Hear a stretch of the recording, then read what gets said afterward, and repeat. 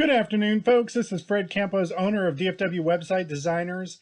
It is a wonderful Tuesday, March the 16th, 2021, episode number 140 of your 3 business tips in 3 minutes at 3 o'clock.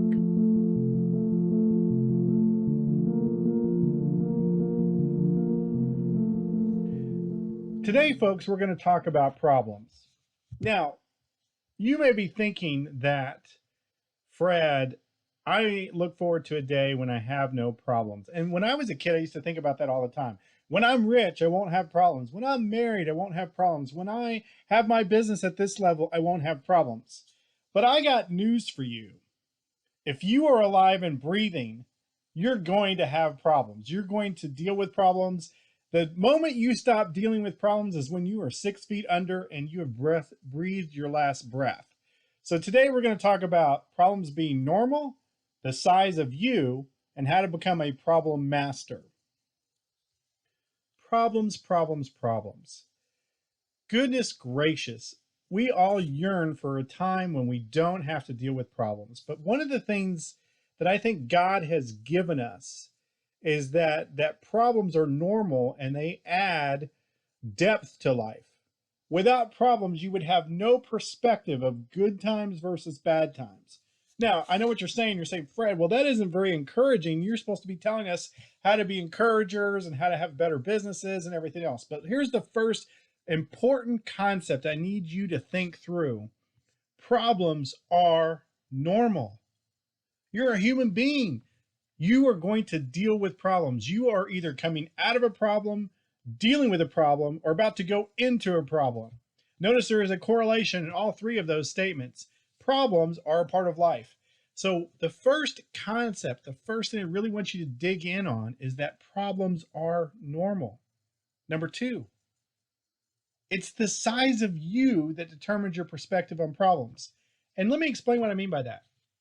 11 years ago, when I first went into the web business, we sold our first big website. It's about $2,200.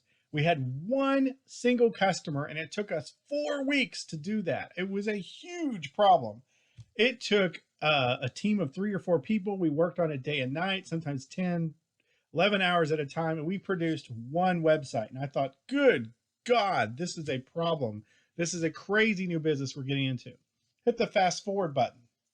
It is now 2021, and we currently produce about 26 new websites a month. And you know what? It's still a problem. It's still work. It's still the same amount of things. But you know what's different is my expertise are such that I am so much better at this, and my team is too, that the perspective of each individual problem is much smaller. So here's the deal. Nothing's changed. We still produce websites just like we did 11 years ago. But my experience, the size of my mentality to deal with problems is such that I'm like, that's no big deal. We can handle it because we do 26 of these every month.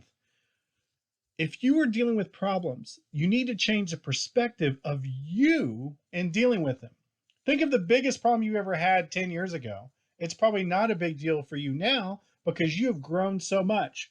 So it's not that the problem has changed, but the perspective of yourself and your experience is such that hopefully you grow big enough that you can deal with it.